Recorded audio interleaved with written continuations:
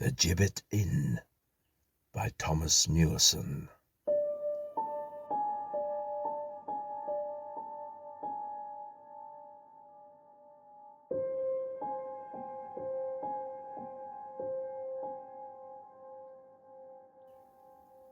The village was tiny, a few scattered cottages straggling along the road, a triangle of green, a small pub, and 3 shops, the latter being best described as old-fashioned.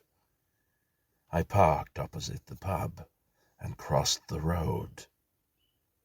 The sign hanging over the entrance said "The Gibbet," and was adorned with a stark painting of a gallows, complete with noosed rope. I pushed open the door and entered, ducking my head under the lintel. Like the village, the interior of the inn was deserted. A few plank-topped tables stood on the stone floor, and a wooden bench ran the length of one wall. The place was dim and musty. I tapped on the bar. After a few moments, a woman emerged from the gloomy recesses at the back. She stood, silent and unresponsive, staring down at the floor. "A pint of bitter, please." My voice roused odd echoes in the stillness. She worked a pump handle below the counter. The glass was placed on the counter without a word, and she turned away, leaving the money I had put down untouched. "Unusual name your pub has," I said. The continuing silence was beginning to grate on my nerves. Her back stiffened, and she turned slowly. I went on. "Do you know why it's called the Gibbet, by any chance?" Unexpectedly, she laughed, a soft, wheezing laugh that held no joviality. It was an oddly inappropriate sound from such a woman in such a place, as though a nun had sworn in a chapel or a road mender had recited poetry to his shovel. "Oh yes, I could tell you that." Her voice was a whispering croak. It occurred to me that this was why she had not spoken before, that she suffered some speech defect. "They hanged my father across the way on the village green, you see." This shocking and unbelievable statement was delivered with such a matter-of-fact air that I accepted it at first without blinking. "They?" "The villagers." Then reason returned. "But that's impossible. Ordinary people can't." Then I thought of the flat, empty land that stretched away on every side, thought of the isolation of this tiny community. Could it be that such a thing had happened, that a lynching had taken place here once? I shook my head to clear away these fantasies. This was England, where the law was maintained by men in blue uniforms, where justice was meted out by bewigged judges and punished by dispassionate jailers. "They did anyway, hanged him for murder." A barely understandable voice, cold and flat and unarguably certain, rocked the foundations of my accustomed beliefs. She regarded me without expression, without interest, looking up at me from her down-tilted face, unwillingly, as though by pursuing the matter I was giving it reality. I asked, "Who was murdered?" "A village lad, Tom Reynolds." "Why, then?" "He got me in trouble." As I digested this unemotional assertion, the door behind her swung back with a crash that made me jump. "Ellen, what are you telling this gentleman?" He was fat, obese, and disgusting to look at. His body quivered with fat under the grimy apron. He seized the woman's arm and jerked her away from the bar, his piggy little eyes darting at me insolently. The woman, her head still hung submissively down, said nothing. The blow left a white wheal across her cheek. She fell back against the wall, a bottle falling to smash beside her feet.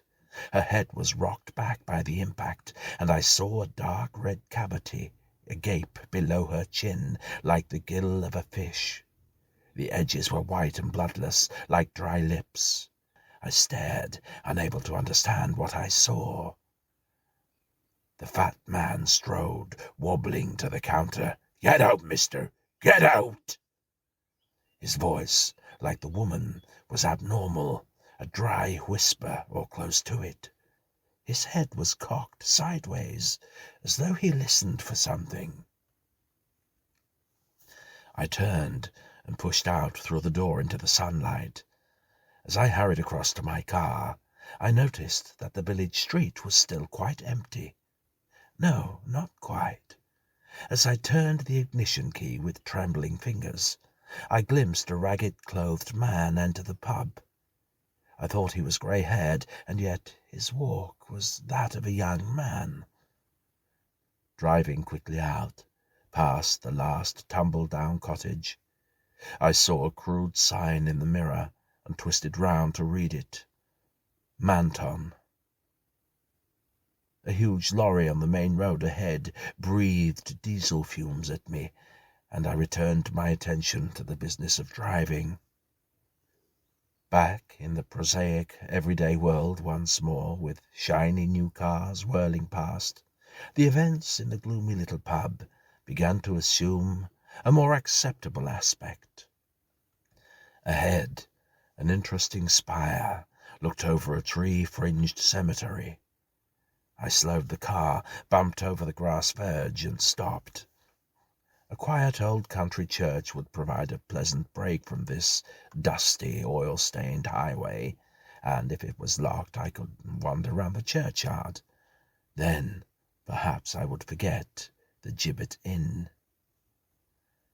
The church was not locked. Few country churches are, I have found, and I pushed open the heavy door and went in. I walked softly and aimlessly round the place. A diffident cough made me turn with a faintly guilty start. A small, tubby man with a clerical dog collar beneath a mild and blinking face was standing at the door. He waved away my apologies. "Not at all, not at all. We're always glad to welcome visitors here. There is little of interest, I'm afraid, though the chancel is very fine, and the windows are, I think, better than most to be seen in a church of this size." He considered the windows. Unable to discuss his church in a knowledgeable manner with him, I turned to the subject of the inn I had visited. He listened with grave attention. When I had finished, he shook his head. "There was indeed a village of that name, some 6 miles from here, but unless you are perpetuating some stupid joke, and I do not think you are, I do not see how you could have—" He rubbed his ear in puzzlement. "Look here, will you come into the house? It is almost 3. My housekeeper will shortly be bringing in afternoon tea, and I have some records, documents, which might help us to understand what you have seen." He first showed me an old map dated 1817, which clearly indicated the village of Manton, but a more modern map showed no such village, only a lonely farmhouse labelled Manton Farm. The little community had died out, the vicar told me, in about 1870. There are thousands of such extinct villages in England. The younger folk drifted to the towns with the coming of the Industrial Revolution, you see, and the old people, well, they simply died. Next was an entry in the church records made in 1783. It concerned the burial of one Ellen Elizabeth Farley, spinster, aged 29. At the end of the entry was one word, suicide, in brackets. "She's buried on the north side of the churchyard. These unhappy people were invariably buried in unconsecrated ground, as you probably know." I nodded dumbly. An old diary kept by the incumbent of the parish in the 1770s was produced. The spidery, faded ink meticulously recorded births, deaths, marriages, newcomers, church matters, gossip, all kinds of daily happenings in the district. Born in a later age, the Reverend Peter Cruikshank would probably have been a reporter or a gossip columnist instead of a vicar. His present-day counterpart flicked through the yellowing pages, his pink finger pointing to an entry. "There it is, look. August 10th, 1775. He read out the account. It described in detail how Jacob Farley, the landlord of the Rising Sun in Manton, had foully murdered Tom Reynolds of that village after the discovery that he had lain with Ellen Farley, his only daughter. The murder had been committed in a sudden fury, apparently, and Farley had not even troubled to wash his victim's blood and brains from his hands. The wooden stake, which he had used, was found lying near the back door of the inn. It, too, was bespattered with blood. The squire was away. There were no police or magistrates in these parts in those days. Jacob Farley was dragged out onto the village green and hanged without the benefit of a trial. "I'm reliably told," said the vicar, "that his daughter watched the hanging from an upper window of the inn. It is said that she laughed. For some 8 years after this she had continued to run the pub, but with one difference. She renamed it the Gibbet. As the village population dwindled, so did her trade, and at last, in debt and probably more than half mad, she had cut her throat with the jagged edge of a broken bottle." As we studied these horrors from another age, the housekeeper brought in afternoon tea. She was a small, neat woman with grey hair. The Reverend Jenkins addressed her as Mrs. Taylor. "Your family has lived in this district for many generations, has it not? I myself," he added to me deprecatingly, "am a comparative newcomer. No doubt Mrs. Taylor has heard of the Gibbet Inn and its dark history." Mrs. Taylor had. The story was part of local folklore. Small, recalcitrant children, it seemed, were still threatened with a visit from the fearful landlord.